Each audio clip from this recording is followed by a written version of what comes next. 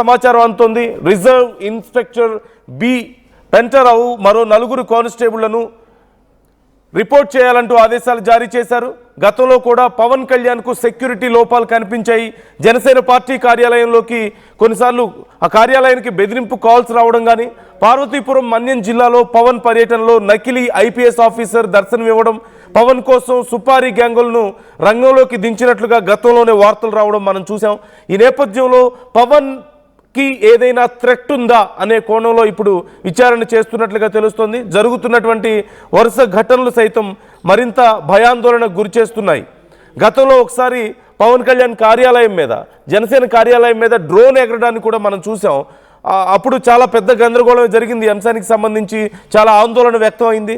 ఆ తర్వాత ఆ డ్రోన్ ఏపీ ఫైబర్ నెట్కి సంబంధించిందని తెలిసి కొంత ఊపిరి పీల్చుకున్నారు. అలాగే ఒక నకిలీ ఐపీఎస్ డైరెక్ట్గా ఆఫీసర్ అక్కడ దర్శనం ఇవ్వడం కూడా చూసాం. అంటే ఇవన్నీ కూడా ఏదైనా కుట్ర కోణంలో జరుగుతున్నాయా అనే అనుమానాలను పెంచుతున్నాయి. అండ్ వి మస్ట్ రిమెంబర్, గతంలో ఒకసారి పవన్ కళ్యాణ్ ఎన్నికల ప్రచార సమయంలో మాట్లాడారు.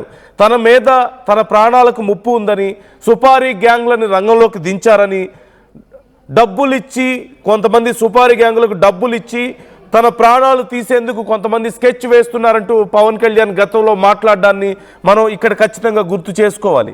ఆ తర్వాత జరిగినటువంటి వరుస ఇన్సిడెంట్స్ అయితే డ్రోన్ ఎగరడం కానీ, తర్వాత ఐపీఎస్ ఆఫీసర్ నకిలీ ఐపీఎస్ ఆఫీసర్ రావడం కానీ, ఇప్పుడు ఏకంగా పవన్ కళ్యాణ్ జనసేన పార్టీ కేంద్ర కార్యాలయంలోకే ఒక వ్యక్తి చొరబడ్డం, అక్కడ ఉన్నటువంటి ఆఫీసుల్లో కొద్దిసేపు తిరగడం, ఆఫీస్ రూమ్లో సెక్యూరిటీ వెళ్ళి ప్రశ్నిస్తే వాళ్ళతో గొడవ పడి అక్కడే ఉన్నటువంటి ఒక కర్ర తీసుకొని ఆ వాహనాలను ధ్వంసం చేసినట్లుగా తెలుస్తుంది. ఆ కార్లని ధ్వంసం చేసిన